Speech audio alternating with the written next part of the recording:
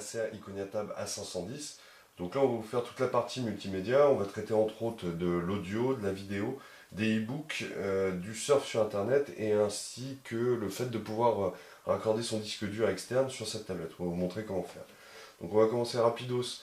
Alors au préalable évidemment sur la tablette j'ai déjà inséré une carte micro SD avec des vidéos pour pouvoir faciliter la lecture. Donc le petit truc qui est sympa c'est que Acer vous propose la petite application d'entrée de jeu Astro qui vous permet de vous balader dans le gestionnaire de fichiers. Donc on va là-dessus. Et donc là vous voyez tout s'affiche. Vous avez la mémoire interne, la carte SD, la carte de stockage USB, donc ça c'est quand vous branchez l'adaptateur, les téléchargements, les photos, enfin tout ce genre de choses. Donc on va aller sur la carte SD. On va commencer par de la musique. Alors je vais vous mettre ceci. Alors je vais mettre ça. Donc là, ce qu'il y a de bien, c'est que tout est relié directement avec... Alors, je descends un tout petit peu. Dès que vous lancez l'application, c'est relié avec Google Audio, enfin le lecteur audio de Google. Et ce qu'il y a de bien, c'est que vraiment le son est vraiment pas mal du tout. Je vous le mets à fond pour voir.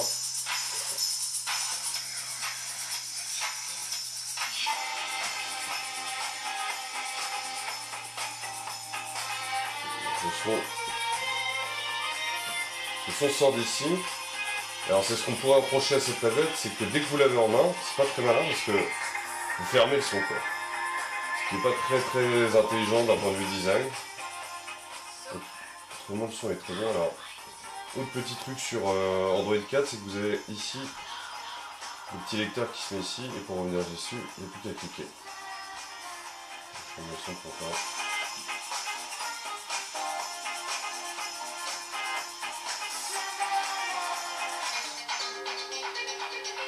Et quand vous changez, ça reprend la VV. Voilà. Donc d'un point de vue son, c'est vraiment plus que correct, le son est très bon, mais comme je vous dis, problème au niveau du design de cette tablette, on recouvre le son à chaque fois avec ses mains. Alors ensuite, je vais vous faire voir la partie vidéo. Alors pour la partie vidéo, c'est un des reproches qu'on va faire à Acer, c'est qu'il n'y a pas de lecteur vidéo dédié, ou même que Acer aurait pu créer. Donc on a été obligé d'installer MX Player. Par contre, ce qui est bien, c'est qu'on n'a pas besoin d'installer les codecs audio, les codecs vidéo pour ça, c'est automatiquement reconnu. Alors pareil, on retourne sur Astro, on va là-dessus, et donc là on va aller boum, sur la carte SD, on va sur les films, on va lancer par exemple ce film-là.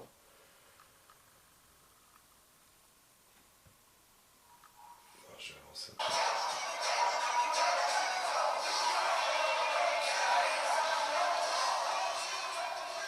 Donc la bonne surprise, le son une nouvelle fois qui est très bon, on a besoin de rajouter de casque pour bien entendre le son.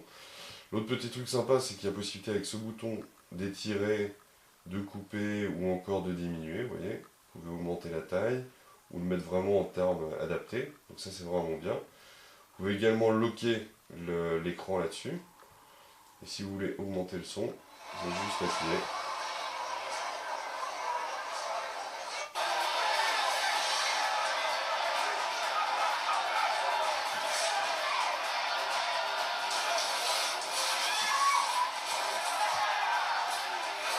Voilà, donc vraiment la qualité est très bonne pour tout ce qui est vidéo. Il n'y a pas de problème de codec surtout, et en plus on lit facilement tout ce qui est HD en 720 ou 1080p. Donc c'est vraiment une très bonne surprise. Alors ensuite, je vais vous faire voir rapidement la navigation sur Internet. Alors la navigation sur Internet, d'entrée de jeu, il y a Chrome en version bêta ou le navigateur Android. Alors je vais lancer le navigateur Android pour vous faire voir. Alors ça se lance. Alors on s'est aperçu justement pendant nos tests que le navigateur Android était un petit peu plus lent. Alors je vais aller sur I Love Tablet.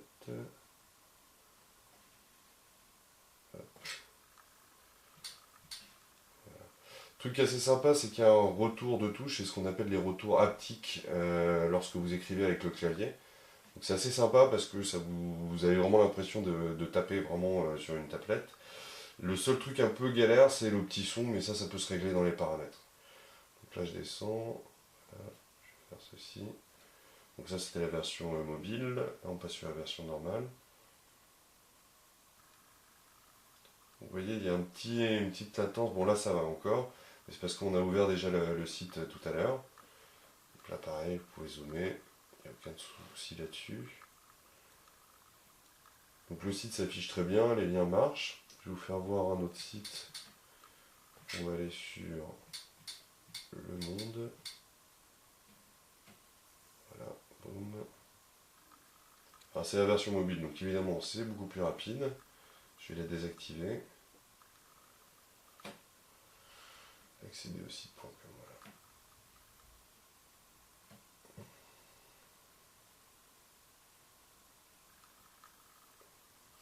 Voilà, donc là c'est beaucoup mieux quand même. Ça affiche relativement bien. C'est bien adapté pour les tablettes aussi. Pareil, on peut zoomer sans aucun problème. Donc voilà, plutôt correct. C'est pas extraordinaire, mais ça marche bien, quoi. Il n'y a vraiment pas de souci. Ça met un peu de temps quand même pour charger toutes les pages. Je vais vous faire voir donc, avec la version Chrome. Alors, hop, voilà. Donc on va lancer par exemple le site de l'équipe. Vous voyez, il y a toujours cette petite latence, hein, donc ça met toujours un peu de temps. Mais bon, après, la navigation se fait très bien. Vous pouvez zoomer sans problème. Vous voyez, voilà, donc là, ça affiche très très bien, il n'y a pas de problème là-dessus. Pareil, si vous retournez, hop, en retournant, vous voyez, ça s'affiche comme un vrai magazine, comme un blog, c'est vraiment très très agréable. Vous pouvez zoomer, il n'y a aucun problème là-dessus.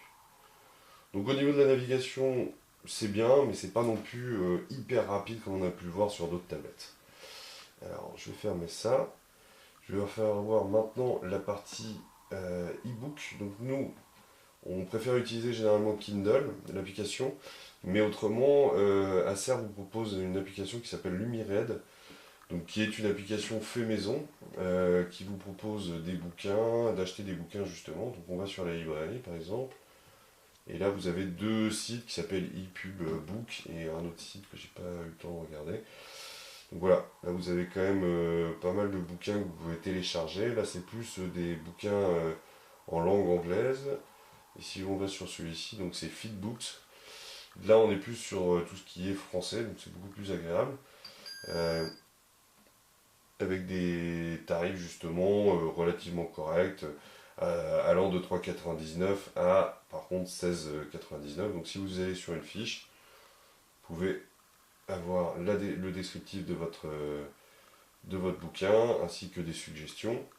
Et évidemment, il faut créer un compte pour pouvoir acheter le bouquin. Donc c'est un peu sur le même modèle que tous les lecteurs de e-book. Là dans bibliothèque, vous avez tout ce que vous avez déjà téléchargé. Et quand vous lisez, vous allez voir. Voilà, donc ça vous explique comment ça se passe. Et voilà. Vous avez votre bouquin qui s'affiche comme ceci. On peut également le tourner comme cela, quand il y a une petite latence. Et voilà. Donc ça marche plutôt bien.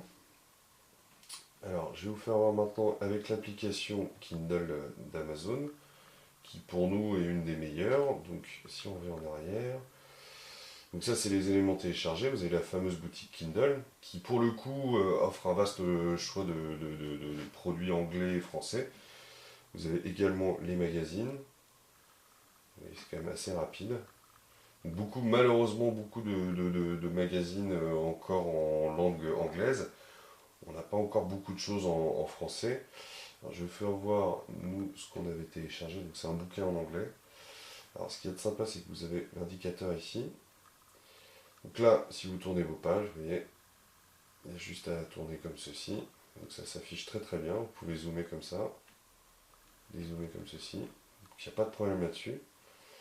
Vous pouvez le prendre également de ce sens-là. Donc, logiquement, ça s'adapte bien comme ceci. Voilà, donc là, c'est vraiment comme si vous lisiez un bouquin. Vous pouvez augmenter, diminuer. Donc c'est vraiment pas mal du tout. C'est bien fait, c'est propre, c'est fluide, ça marche très très bien. Seul petit reproche qu'on peut faire, c'est vu le poids de cette tablette qui est quand même relativement lourde, pas loin de 700 grammes, c'est vrai que c'est un petit peu galère à la longue à tenir. Ça fait quelque chose d'assez lourdingue à porter à la longue.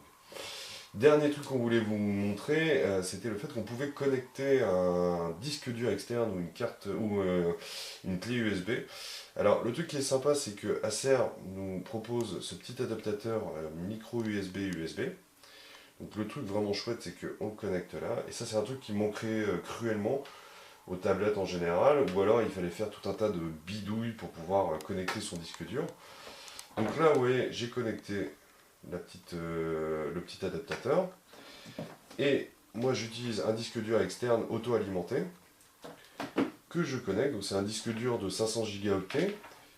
Alors, vous allez voir, je fais juste le petit branchement. Voilà.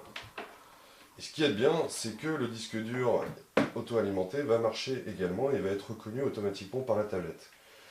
Chose qui était, comme je vous disais, hyper galère auparavant à utiliser. Et si vous voulez voir ce qu'il y a et lire les informations sur votre disque dur, vous allez là-dedans. Il n'y a plus qu'à aller sur Astro, le petit appli de tout à l'heure. Gestionnaire de fichiers une nouvelle fois. Et donc là, au lieu d'aller dans SD comme tout à l'heure, on va sur le stockage USB. Donc c'est ce fameux stockage là. Boum. Vous avez votre disque dur qui apparaît ici.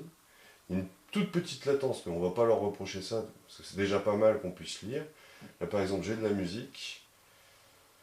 Donc ça met un peu de temps, ce que je vous disais, un petit peu de latence pour lire. Bon là c'est des gros dossiers, hein. Là c'est un dossier où il y a plus de 300 Go de musique.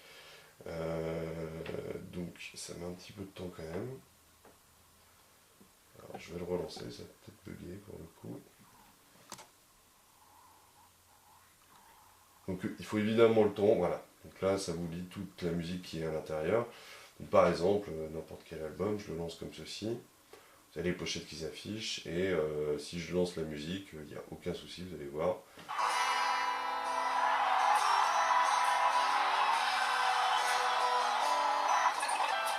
On va avancer. Vous arrêtez comme ceci, vous pouvez lancer celle-ci.